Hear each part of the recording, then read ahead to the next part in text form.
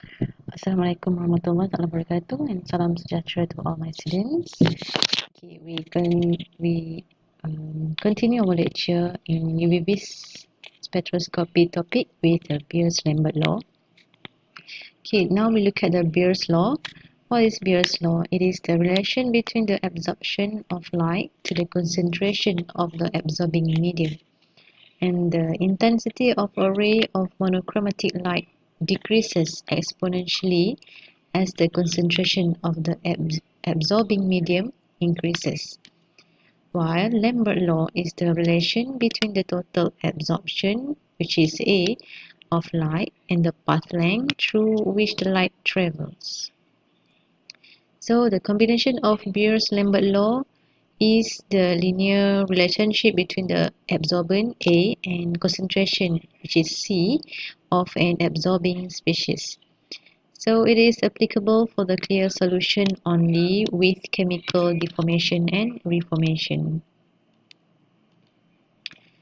Lambda law is given by expression which is T equal to I over I naught. So I is the intensity of the transmitted light, while I naught is the intensity of the incident light. So what is the difference between transmitted and incident light? Light is actually the light that will pass through the absorbing solution, and then the light will be transmitted through the light that is transmitted after pass through the absorbing solution. We call it as the transmitted, which is transmitted light.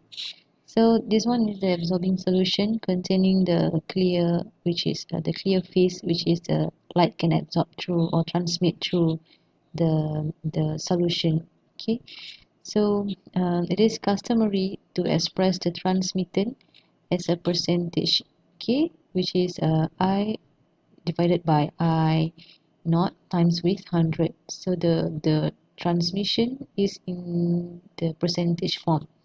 While for the relationship between absorbent and the concentration, we can illustrate it by look at this graph. A is in the y-axis and concentration is on the x-axis. And this linear line is the value of the concentration, which is corresponding to the absorbance.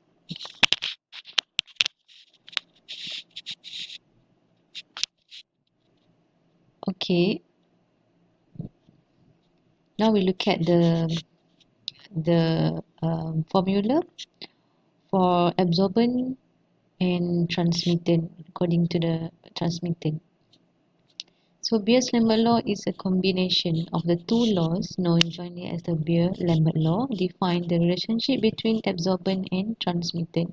So the officially Beer's-Lambda law formula is A equal to molar absorptivity times with the path length and times with the C. C is the concentration of the compound in the solution, and A is the absorbent equal to negative log 10 T. So when is the suitable time you want to use this formula? Okay, but look at the exercise given. If the question asks you to convert the following absorbent value, which is a bit A data, into the percentage of the transmitted, which is T, you need to use the formula A equal to negative log 10 T. So this value is corresponding to the value of A actually, and then you just reverse the negative log 10 T into the 10 to the power of negative A. So 10 to the power of negative A, we got 0.421, and converted to percentage of the transmitted, you will get 42.2%. Okay, so please calculate by your own for question number 2 and question number 3. So next I want to hear from you the answer for question number 2 and 3, right? Okay, this one is the exercise of Beer's-Lambda law by using the formula C equal to A over molar absorptivity times with B. So the original formula is A equal to molar absorptivity times with path length and times with C.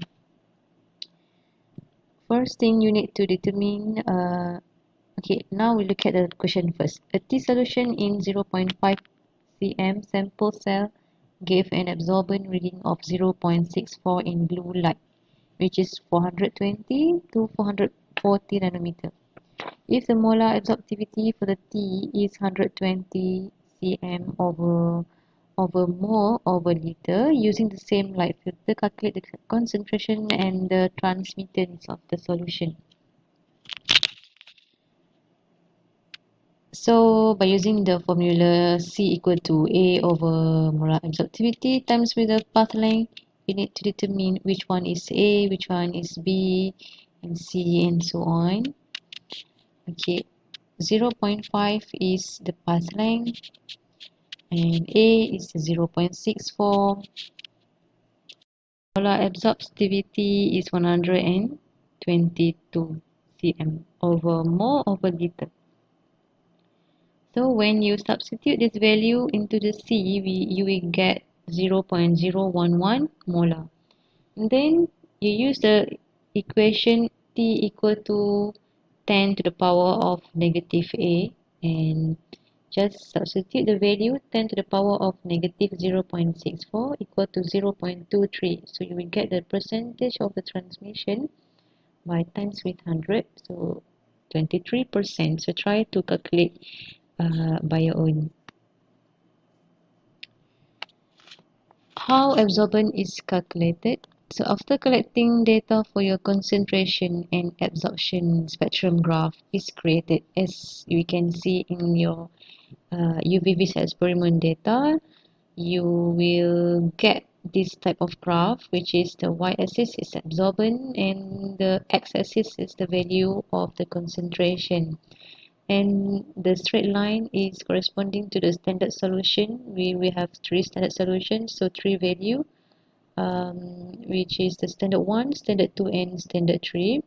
And then just plot or find the slope here, and you will get the value of the absorbance.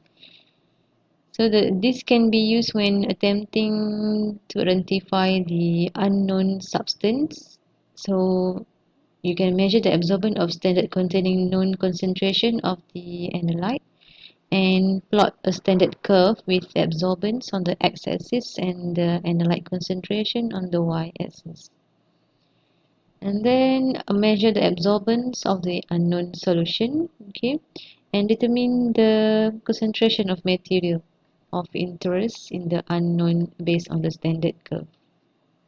So this is the step in your experiment. Now we proceed with the instrumentation of UV-Vis. We have two types of UV-Vis, which are single beam spectrometer and double beam spectrometer. Number one is the light source. Number two is the wavelength selector. Three is the shutter. Number four is the sample cell. Five detector, and the six is readout. This is for single beam. While for double beam, we have two mirror, which is recombining mirror. Okay. We look at the single beam first. There is only one light beam or optical path from the source through the detector. The double beam, we can see that after the light passing through the monochromator, it will split into two separate beam, one for the sample and the other for the reference. So at our laboratory, we use a double beam spectrometer, UV-Vis spectrometer. Okay, in UV-Vis spectrum, UV-Vis spectroscopy machine instrument, we have light sources. Okay, the light is a deuterium lamp. It is a truly continuous spectrum in the ultraviolet region, produced by electrical excitation of deuterium at low pressure. And also tungsten filament lamp, the most common source of visible and near infrared radiation. The wavelength is more than 375 nanometer. Monochromator used as a filter. It will select a narrow portion of the spectrum of a given source, and the monochromator will sequentially select for the detector to record the different component, which is the spectrum, which contains the 7 colors of any source or sample emitting the light. Okay, cuvette we use to locate the sample is made of plastic, glass, or quartz. We use quartz cuvette for UV work. Glass, plastic, or quartz are acceptable in visible work.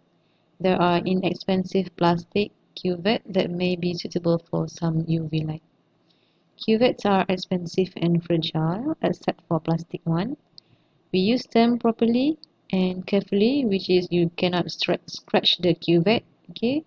And do not allow the sample to sit in a cuvette for a long period of time. Wash cuvette immediately after use. Okay, we have detector. The type of detector used are photomultiply tube, multi-channel photon detector, example, photodiode array, and charge coupled devices. The photomultiplier tube is a commonly used detector in UVVs. It consists of photoemissive cathode and several diodes. And photomultipliers are very sensitive to UV and visible radiation, and photomultipliers have fast response time. Okay, I think that's all for UVV spectroscopy, and I will give you an example. Not example, actually, I will give you the tutorial on Woodward Fizer rule so that you can practice more on how to find the lambda max by using the calculation value, so that you can familiarize with the structure, familiarize how to determine the ketone and diene system. Alright, thank you.